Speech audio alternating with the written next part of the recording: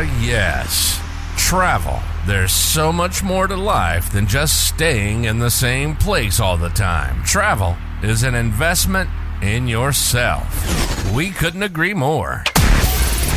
Welcome to the Know Where You Want to Go Travel Podcast. You'll get recaps of recent travel, advice on where to go, and why to go there in the future. We'll talk about the news that's impacting travel, and we'll cover some places that you may never have even thought about going. We've been planning personal and corporate travel for over 15 years, and it's our passion to help you discover new places. Buckle your seatbelts, order up your favorite food or drink, and let's do this. This is the Know Where You Want to Go Travel Podcast. And now your host, Cam DeJong.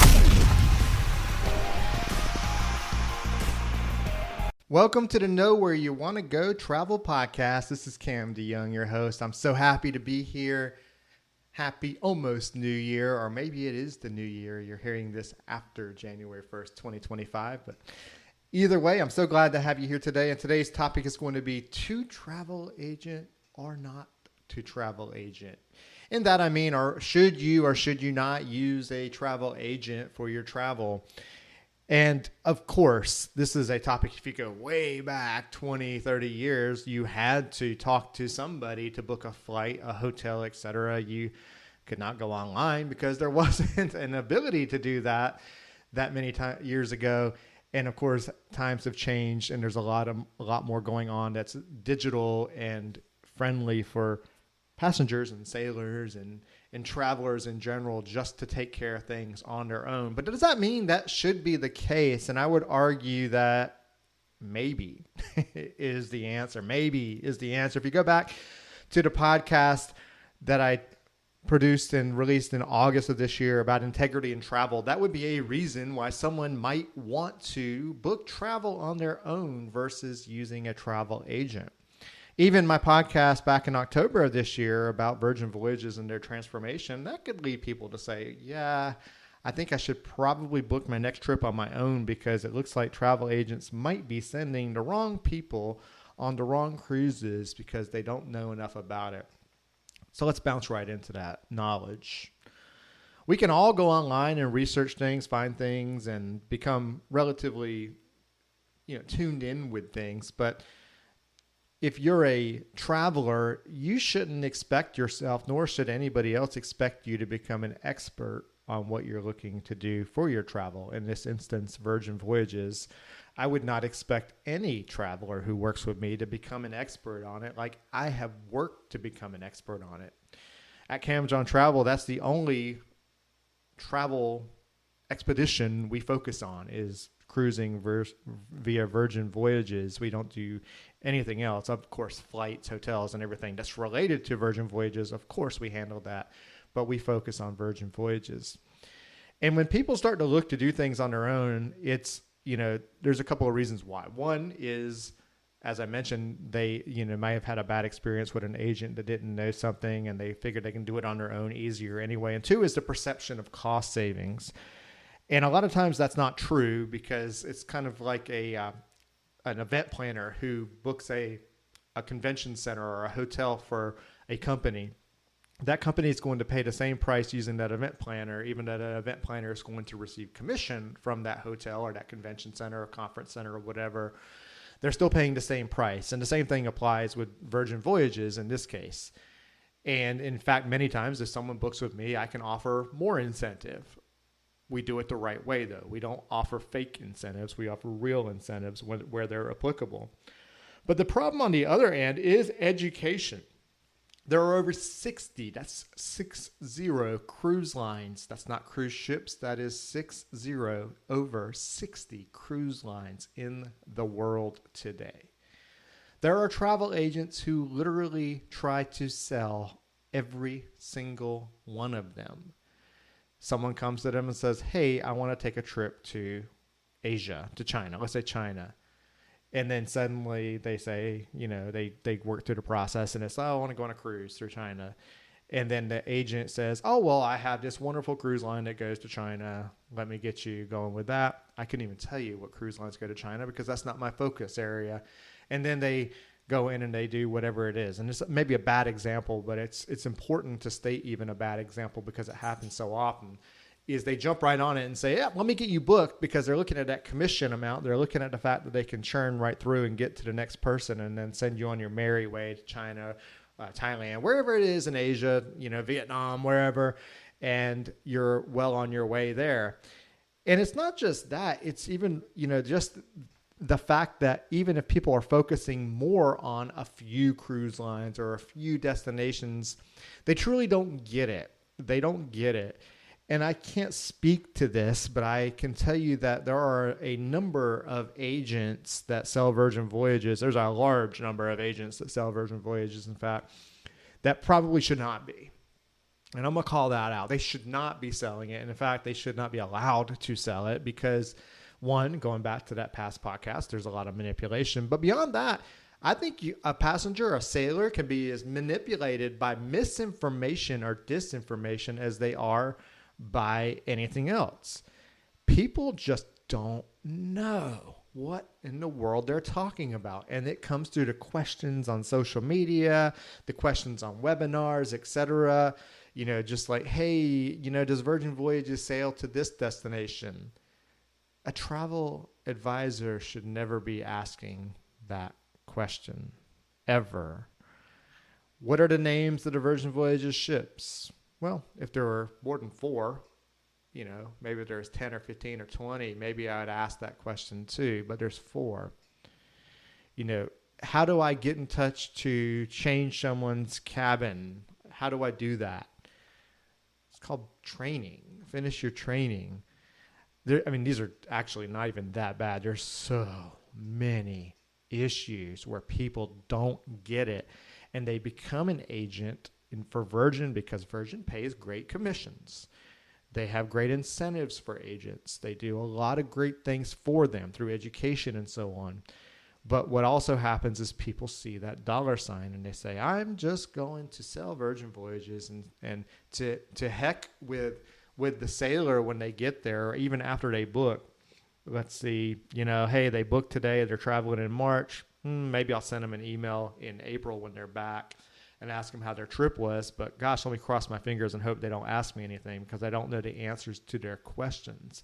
That's not the way to do it. The way to do it, if you're going to do it right, is you're with them from before they book to when they book to up until they step aboard the ship, and during their adventure, after their adventure, onward to their next adventure with Virgin Voyages, in my case at least. But we see so often this is not happening, and it's like a lot of industries. It's not just travel. There's a lot of industries, but that's the point of this podcast, is travel. There are a lot of industries where people struggle to provide the best information and client services. And it's really a shame. And it goes back to this thing where travel agents are trying to do too many things. I've seen references to bar loot. There is no such thing as bar loot, for the record. I've seen references to sales that are not sales, that are sales that are ending today, that are absolutely not ending today. That's manipulation. It's ends at the end of today. After today, I can no longer give you this deal. That is not the case. That is not the case at all. And it keeps going on and on and on. So this is a rant, and I'm sorry that this is a rant of sorts. But if you're a traveler and you're looking to book on your own versus use a travel agent, and I've talked more about Virgin Voyages and the process than anything else, you have to look at it in a couple of ways. Do you have time to do the research on where you're going to go, where you're looking to go? Are you familiar with it? You've been there a lot. You understand the intricacies, the details of everything that you need to do. Then I think you're fine to book it on your own. That's totally awesome. I think you should. And you just save that time of having to wait back to hear back from a travel agent, having them maybe make a mistake, etc. But if it's something you're not quite familiar with, find an agent, find a company that's familiar with that niches into that market. If you're looking to go to Las Vegas, that's maybe not the best example, but you could, 9 times out of 10, you could do that on your own. But that 1 time out of 10 where you're not comfortable doing so, there's people that focus on Las Vegas. If you're looking to go to Amsterdam or to somewhere specific, Berlin, Prague, somewhere in Europe, there's going to be people that are qualified and they understand those areas. If you're looking to cruise on Disney, well, talk to me and I'll get you in touch with somebody that's a Disney expert. That's what it's all about. But the key is, if you've not done these things, or if you're not quite comfortable enough to book these things on your own, then you should always look to use a travel agent. And there's some things you can look at. Even if you find the very best travel agent, you should still comparison shop. Make sure that there's no add-on fees. Make sure that there's no, extra cost of any kind to use a travel agent. Agents can, of course, add fees to their bookings. That's totally legitimate. As long as it's disclosed, it should always be disclosed to you. But keep an eye on those things and comparison shop. A lot of people do comparison shop us when it comes to Virgin Voyages, and they find most of the time that we save, on average, at least $100, or we provide at least another $100 in given value. There's, of course, other value as well, but we provide that extra value. We don't manipulate. We don't try to sell somebody something that they don't need. I've told many people that Virgin Voyages would not be the right fit for them, and that I would recommend this cruise line, that cruise line, or not a cruise line at all. Maybe it's something they need to do totally separate from cruising. So, again, if you're familiar with an area, if you've been there 5 times, 10 times, 20 times, whatever it might be, then you should feel comfortable booking things on your own if you have the time to do so. I think it's important, though, to still understand that when you work with a good travel consultant, a good travel agency, that you're not going to pay more to use them than you would if you book direct. That's the key here. That's a big key here, I should say. It's not the key. There's a lot of other keys, too.